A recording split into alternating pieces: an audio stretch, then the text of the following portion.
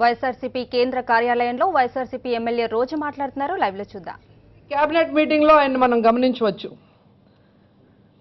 అంటే చంద్రబాబు నాయుడు గారి జీవితంలో సీఎం కాలేను అని తెలుసుకున్నాడు కాబట్టి తన కొడుకుని దగ్గర పెట్టుకొని ఈ రాష్ట్రాల్లో ఉన్న మొత్తం డబ్బుని ఎలా దోచేసి రాబోయే కాలంలో సింగపూర్లోనో జపాన్లో ఎలా సెటిల్ అవ్వాలి అన్న విధంగా వాళ్ళు ప్రవర్తిస్తున్న తీరు మనం స్పష్టంగా చూడొచ్చు. చంద్రబాబు నాయుడు గారు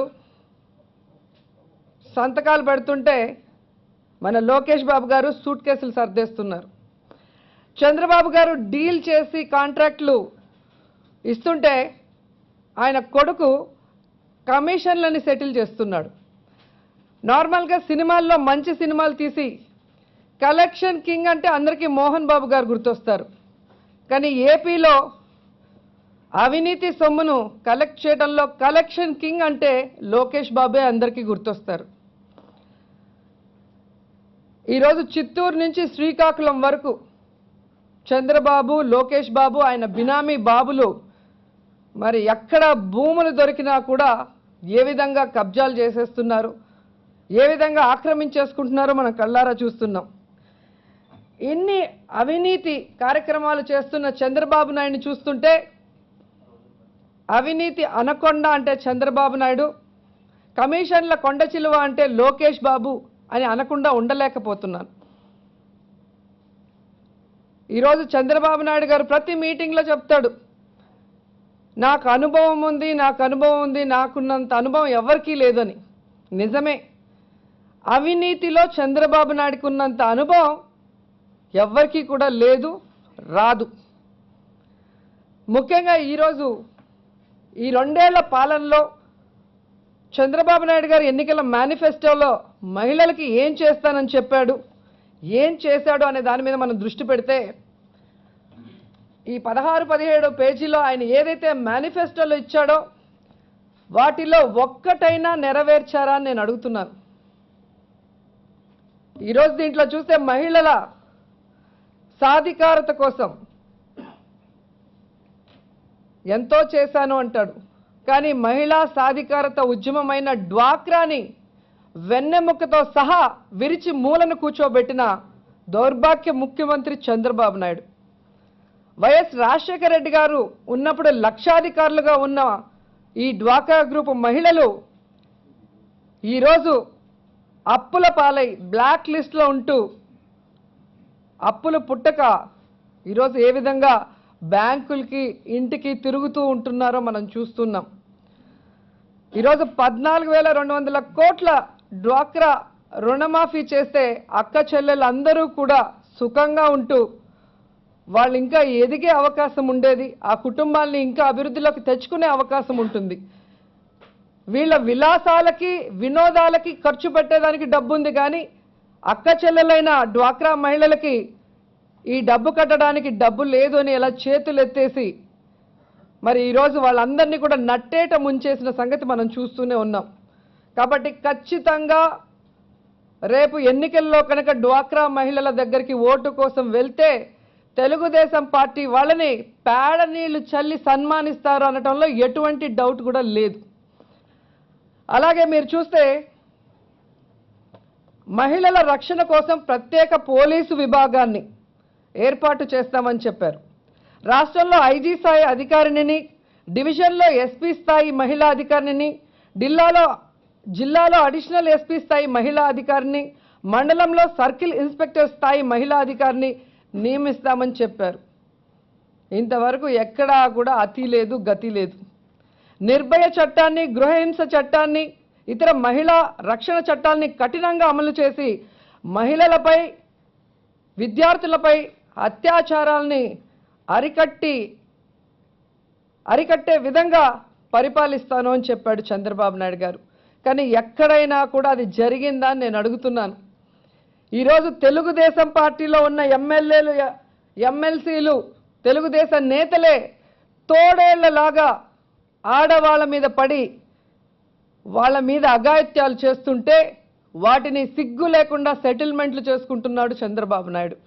ఈయన మహిళలకు రక్షణ కల్పిస్తాడు.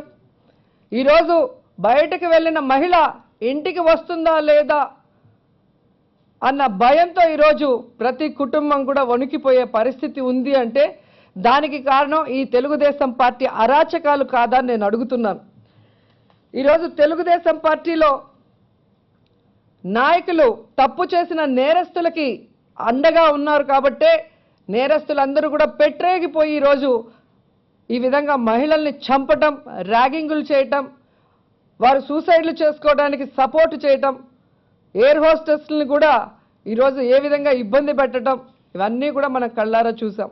ఈ 2 సంవత్సరాల కాలంలో మహిళలకి చంద్రబాబు నాయుడు ఏం చేశాడయ్యా అంటే మనకు గుర్తుకొచ్చేది రిషితేశ్వరి. ఒక తెలివైన చక్కటి అమ్మాయి ఒక ర్యాగింగ్కి అలా బలైపోయింది. దాని వెనుక తెలుగుదేశం పార్టీ వాళ్ళ సపోర్ట్ ఏ విధంగా ఉందో మనకు తెలుసు. అలాగే ఈ అక్రమ ఇసుక రవాణా జరుగుతుంటే ఒక సిన్సియర్ ఎంఆర్ఓ వనజాక్షి మనకి గుర్తొస్తుంది. ఆమె పోలీస్ కంప్లైంట్ ఇస్తే దాని మీద ఇంతవరకు ఎంక్వైరీ జరగకుండా ముఖ్యమంత్రి సెటిల్మెంట్ చేసి మళ్ళీ కేబినెట్ మీటింగ్లో సిగ్గు లేకుండా ఎంఆర్ఓదే తప్పు అని చెప్పాడు అంటే ఏ స్థాయికి దిగజారిపోయాడు అనేది మనం గమనించాల్సిన విషయం.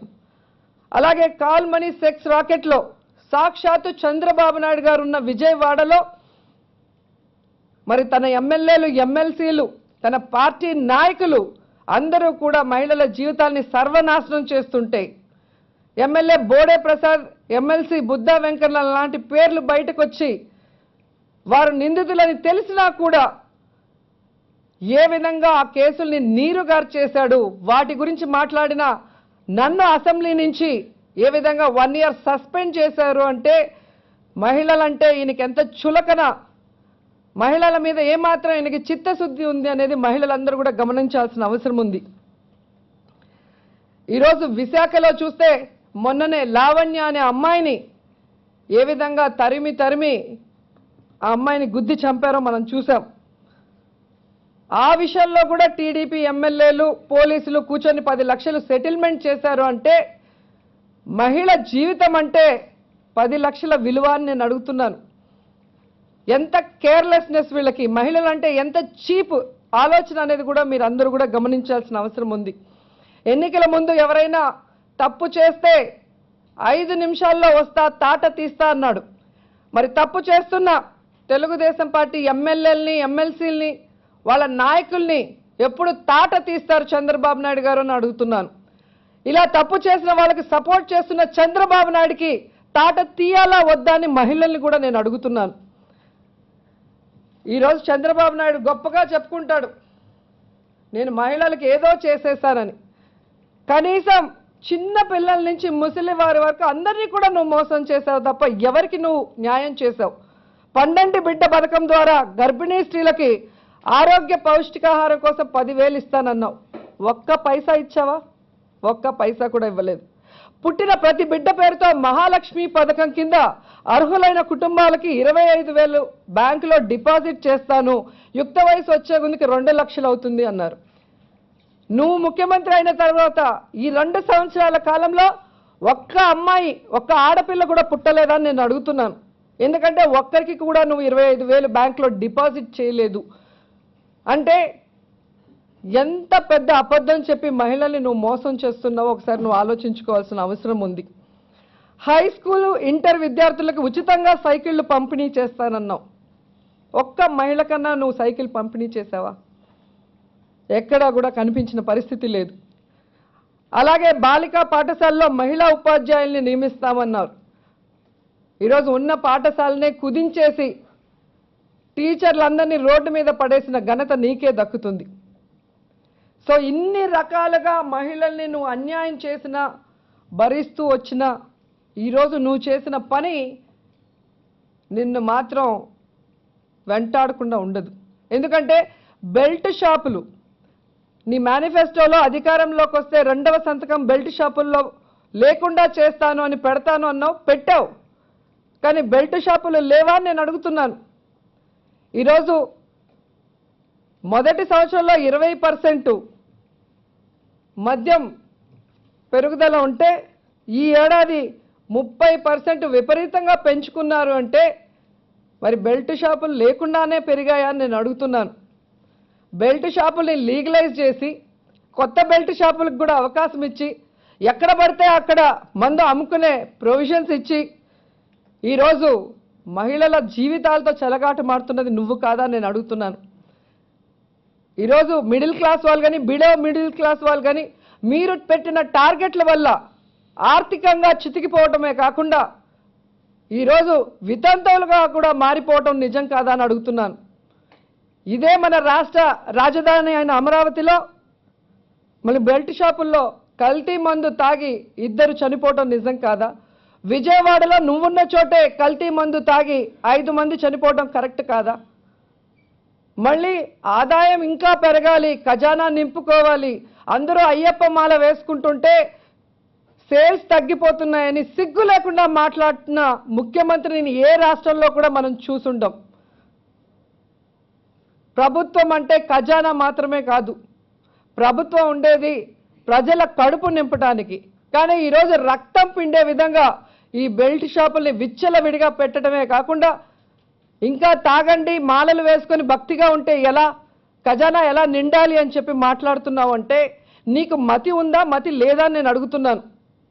ప్యాకాట్ ఆడండి మనసుకు ఉల్లాసంగా ఉంటుంది అంటారు, చెక్క భజన చేయండి ఆరోగ్యంగా ఉంటుంది అంటారు.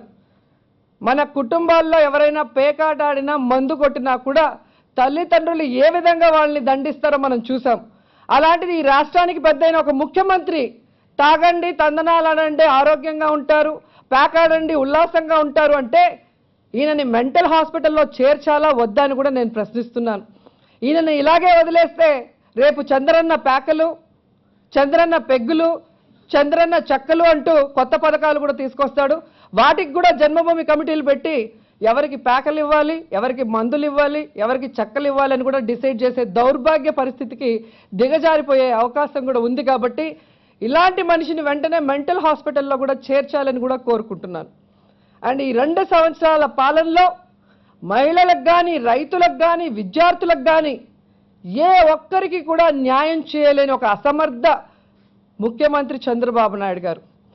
రాష్ట్రం విడిపోయి 2 సంవత్సరాలు అవుతున్నా విభజన చట్టంలో మనకు రావాల్సినది ఒక్కటి కూడా తీసుకురాలేకపోయాడు అంటే ఇతన్ని చేతగాని తద్దమ్మానక ఏమనాలో నేను అడుగుతున్నాను. ఈరోజు ప్రజల దగ్గరికి వెళ్తాడు, పిల్లల్ని 10 రూపాయలు ఇమ్మంటాడు, ఉద్యోగస్తుల్ని 1 నెల జీతం ఇమ్మంటాడు, పేద ప్రజల్ని రైతుల్ని డ్వాక్రా మహిళల్ని తలా ఒక చెయ్యండి ఈ రాష్ట్రాన్ని అభివృద్ధి చేద్దామంటాడు. అసలే కష్టాల్లో అప్పుల పాలై ఉన్నారు ప్రజలు. పదే 2 సంవత్సరాలు అయింది మనకు రాజధాని లేదు, కట్టుబట్టలతో రోడ్డు మీదకి వచ్చేసామని చెప్పి ప్రజల్ని భయభ్రాంతులు చేస్తూ డిప్రెస్లోకి పంపిస్తూ వారి పిల్లల భవిష్యత్తు గురించి వాళ్ళు ఆందోళన పడే విధంగా వాళ్ళని రెచ్చగొట్టడం కరెక్టా చంద్రబాబు నాయుడు నేను అడుగుతున్నాను. తప్పు చేసింది మీరు కాంగ్రెస్ పార్టీ. ఆ రోజు రాష్ట్రం విడగొట్టొద్దని రాష్ట్ర ప్రజలందరూ కూడా ధర్నాలు చేస్తే నేను ముందు అంటూ మరి కాంగ్రెస్ పార్టీ తెలుగుదేశం పార్టీ ఎలా ఓట్లేసి ఆ రోజు రాష్ట్రాన్ని విడగొట్టారో మనం అందరం చూసాం. చేసిన తప్పు సరిదిద్దుకోవడానికి మళ్ళీ అవకాశం వచ్చింది. ఇక్కడ రాష్ట్రంలో అధికారంలో మీరుంటే కేంద్రంలో అధికారంలో మీ మిత్రపక్షమైన బీజేపీ ఉంది. చట్టంలో ఏదైనా తప్పులున్నా కాంగ్రెస్ సక్రమంగా మన రాష్ట్రానికి న్యాయం చేసే విధంగా చేయకపోయి ఉంటే ఈరోజు మీకు మెజారిటీ ఉంది బీజేపీ పార్టీకి. మీ మిత్రపక్షం మీద ఒత్తిడి తీసుకొచ్చి ఆ చట్టాల్లో ఉన్న లోపాలని సరిచేసి ఈ రాష్ట్రానికి న్యాయం చేయాలని కూడా అడుగుతున్నాను. ఈరోజు వెనకబడిన జిల్లాలు ఎన్నో ఉన్నాయి, వాటన్నిటిని కూడా గాలికి వదిలేసి నీ అత్తగారింటి మీద ప్రేమతో నువ్వు ఈరోజు కృష్ణా గుంటూరు మధ్య తిరుగుతూ అక్కడ మాత్రమే అభివృద్ధి చేస్తే చాలనుకుంటే గతంలో హైదరాబాద్ అభివృద్ధి చెంది ఈరోజు మనం బయటికి నెట్టివేయబడ్డట్టు భవిష్యత్తులో కూడా మళ్ళీ బయటికి నెట్టివేసే పరిస్థితులు వెనుకబడిన జిల్లాలకు వచ్చి మళ్ళీ అందరూ కూడా నష్టపోయే పరిస్థితి వస్తుంది. కాబట్టి అభివృద్ధిని వికేంద్రీకరించాలి కానీ నీకు ఓట్లు వేయలేదన్న కసితో రాయలసీమని నువ్వు అలా అన్యాయం చేస్తే మాత్రం వదిలిపెట్టేది లేదని కూడా ఈ సందర్భంగా చెప్తున్నారు. ఈరోజు చంద్రబాబు నాయుడు గారికి ఎందుకు ఓట్లేసామని అందరూ కూడా ఈరోజు బాధపడే పరిస్థితి వచ్చింది. ఒక రైతుకు రుణమాఫీ లేదు, ఒక డ్వాక్రా మహిళకి డ్వాక్రా రుణమాఫీ లేదు, ఒక మెస్ ఛార్జీ పెంపు లేదు, ఒక స్కాలర్షిప్ పెంచడం లేదు. తండ్రి కొడుకులు ఇద్దరు కూడా రాష్ట్రాన్ని దోచుకుంటూ పెద్ద బిల్డింగ్లు కట్టుకుంటున్నారే కానీ ఒక పేదవాడికి సెంటు భూమి లేదు, ఒక ఇల్లు కూడా ఈ 2 సంవత్సరాల కాలంలో ఇవ్వలేదు. అంటే ఇలాంటి పరిపాలన గొప్ప పరిపాలనలాగా ఈరోజు 2వ తేదీ నుంచి 8వ తేదీ వరకు సంబరాలు చేసుకోవడం సిగ్గుచేటు. ఈరోజు డబ్బుండి చక్కగా అభివృద్ధి కార్యక్రమాలు చేస్తున్న తెలంగాణలో ఒక్కరోజు సంబరాలు చేసుకుంటే రాష్ట్రాన్ని సర్వనాశనం చేసి తండ్రి కొడుకులు ఈరోజు ఇన్ని రోజులు సంబరాలు చేసుకోవడం అవసరమా నేను అడుగుతున్నాను. ఇప్పటికైనా బుద్ధి తెచ్చుకొని ఈరోజు తలతిక్క మాటలు మందు తాగండి, ప్యాకాట్ ఆడండి, చక్కభజన చేయండి లాంటివి పక్కన పెట్టి మేనిఫెస్టోలో నువ్వు ఏం చేశావు, ఏం చెప్పావు అనే వాటి మీద దృష్టి సారించాలి. ముఖ్యంగా మహిళా రక్షణ మీద గట్టిగా చర్యలు చేపట్టకపోతే భవిష్యత్తులో మాత్రం నీకు మహిళల దగ్గర మరి చీపురు దెబ్బలు తప్పవు. ఎందుకంటే ఈరోజు ఎంతమంది విద్యార్థులు చనిపోయారో మనం కళ్ళారా చూసాం. కానీ నీ క్యాబినెట్లో మంత్రి అని చెప్పి నారాయణని కనీసం ఆ ఆత్మహత్యల మీద విచారణ కూడా జరగనీయకుండా ఆ కుటుంబాలకు అన్యాయం చేశావు. ఆ ఉసురు నీకు తగులుతుంది. అలాగే వనజాక్షి లాంటి వాళ్ళని ఎవరినైతే నువ్వు హింసించి ఈరోజు సిన్సియర్గా ఉన్న ఆఫీసర్లను కూడా అవినీతికి అక్రమాలకి అలవాటు పడేలాగా చేస్తున్నావో దీనికి నిన్ను ఎవరూ కూడా క్షమించరని కూడా ఈ సందర్భంగా చెప్తూ, బెల్ట్ షాపులు ఏదైతే 2వ సంతకంగా పెట్టారో ఆ బెల్ట్ షాపుల రూపంలో ఎక్కడ పడితే అక్కడ మందు దొరికే విధంగా సప్లై చేయటాన్ని ఆపాలి. లేకపోతే ఈ బెల్ట్ షాపు ఉద్యమాన్ని తీసుకొని ఎక్కడ కనుక ప్రజలకు ఇబ్బంది కలిగించే షాపులు ఉంటే అక్కడ పగలగొట్టడానికి మేము రెడీగా ఉన్నామని కూడా హెచ్చరిస్తున్నాం. ప్రతి ఇష్యూలో కూడా వైఎస్ఆర్సీపీ మాత్రమే పోరాడుతుందన్న సంగతి మీరు తెలుసుకోవాలి. అది రిషితేశ్వరి అయినా, వనజాక్షి అయినా, మద్యమైనా ఏదైనా కూడా మహిళలకి సపోర్టివ్గా ఉంది. ఎందుకంటే రాజశేఖర రెడ్డి గారు ఉన్నప్పుడు మహిళల్ని గౌరవించి రాజకీయంగా కానీ, సాధికారత విషయంలో కానీ, ఆర్థికంగా ఎదగటానికి కానీ ఏ విధంగా ఆయన పావలా వడ్డీకి రుణాలు ఇవ్వటం మనం కళ్ళారా చూసాం. వాళ్ళని లక్షాధికారులు చేయాలని ఎలా కలలు కన్నారో మనం చూసాం. అలాగే ఆ కుటుంబంలో ఉన్న రైతు కానీ, విద్యార్థి కానీ అందరూ బాగుండే విధంగా మరి ఆయన ఎన్ని చారిత్రాత్మకమైన సంక్షేమ కార్యక్రమాలు తీసుకొచ్చారో మనం చూసాం. కానీ ఈరోజు విద్యార్థుల్ని సర్వనాశనం చేసేశారు. ఉద్యోగం లేదు, నిరుద్యోగ భృతి లేదు.